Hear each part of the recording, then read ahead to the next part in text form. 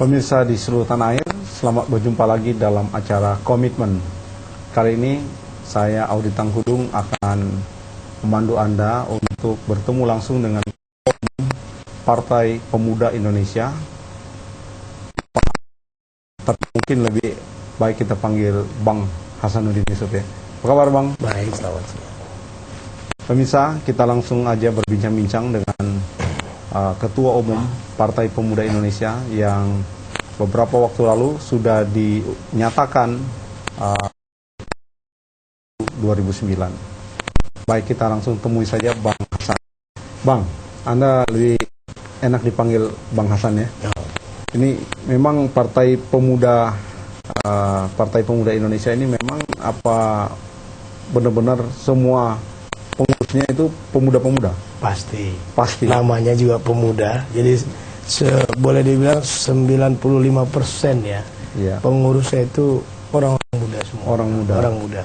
Kenapa kita masih menyisakan 5%? Ya. Iya. Karena kita juga tahu dan paham bahwa para senior kita ini juga punya pengalaman yang tidak bisa diabaikan, sehingga juga layak kita jadikan sekedar untuk ini ya, rasa hormat kami pada para senior ini, bahwa beliau juga punya pandangan-pandangan mungkin bisa kita gunakan di dalam melakukan inovasi-inovasi politik. Iya.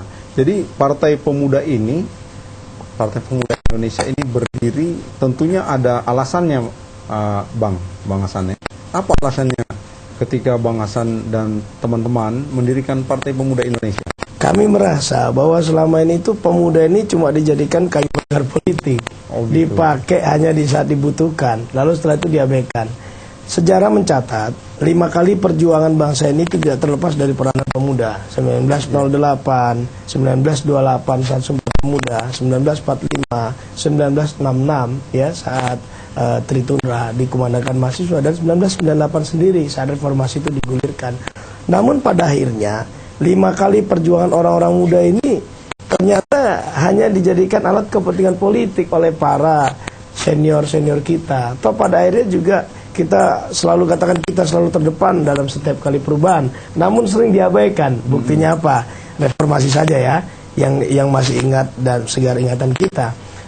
Di reformasi itu tahun 98 dimotori oleh orang-orang muda, adik-adik mahasiswa kita. Dia turun semua sampai jatuhnya rezim Orde Baru dan munculnya reformasi.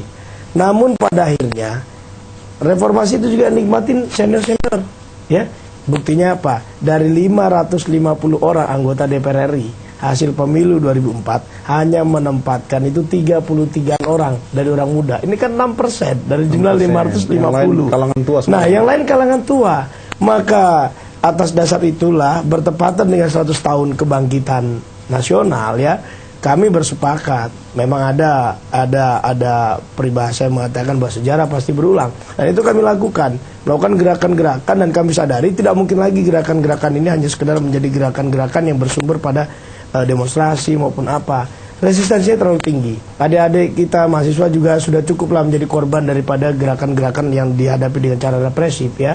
Nah, maka dari itu akhirnya lahirlah sebuah gagasan untuk mendirikan kekuatan politik yang notabene semuanya itu adalah orang-orang muda, dan lahirlah Partai Pemuda ini. Meskipun di awal Partai Pemuda Indonesia ini diragukan untuk lolos di verifikasi, tapi alhamdulillah sejarah juga kembali menunjukkan bahwa semangat ini tidak mungkin terbendung kembali.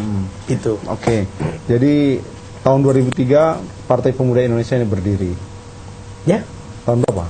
2003? Tidak 2003, tapi PP itu berdiri tahun 2007. Oh, 2007. 2007 ya, di saat PP itu kita deklarasikan di bulan Mei. Itulah PP. Meskipun pergulatan pemikiran itu kita sudah mulai di awal-awal 2008 ya. 2006 kita awali di sana pergulatan pemikiran itu. Lalu 2007 lahirlah PPI yang kita deklarasikan di Tugu Proklamasi Jakarta. Ya. Lalu tokoh-tokoh mahasiswa yang dulu terlibat peristiwa Mei itu ikut juga dalam partai ini?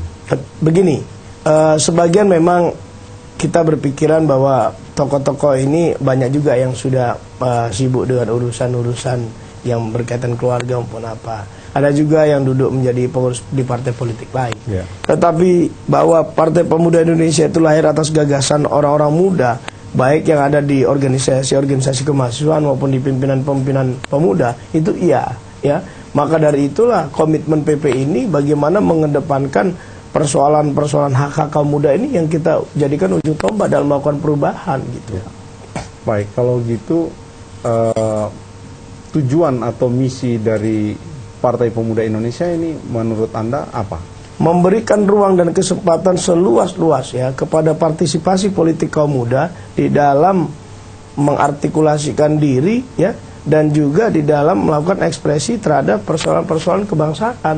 Nah ini kita tahu dan paham bahwa semangat-semangat kebangsaan itu lahir dan selalu dilahirkan dari pergerakan kepemudaan kan, Ya. dan sejarah bangsa ini tidak terlepas dari itu. Namun pada akhirnya juga ruang berpolitik mereka dibatasi dengan sekat-sekat, dengan atas nama senioritas ya, bahwa harus didahulukan segala apa. Cobalah dilihat bahwa masih banyak partai-partai politik itu masih mengedepankan persoalan-persoalan senioritas ini, padahal tidak ada korelasi antara kemampuan dan usia. Ya. Itu. Oke.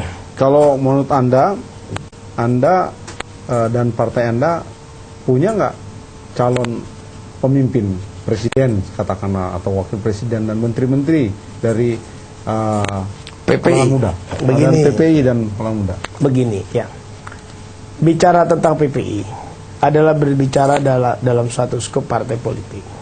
Berbicara dalam skop partai politik, mainstreamnya adalah kekuasaan pasti. Ya. Namun demikian, kekuasaan itu tidak menjadi alat yang dikejar oleh PPI. PPI lahir bukan karena menghendaki persoalan-persoalan kekuasaan dari satu dari dua, bukan. Tapi ada salah urus dari bangsa dan negara kita ini, di mana kita tahu bahwa bangsa kita ini, negara kita ini menganut paham yaitu presidensial. Tapi praktek-praktek kenegaraan justru lebih mengarah kepada parlementer.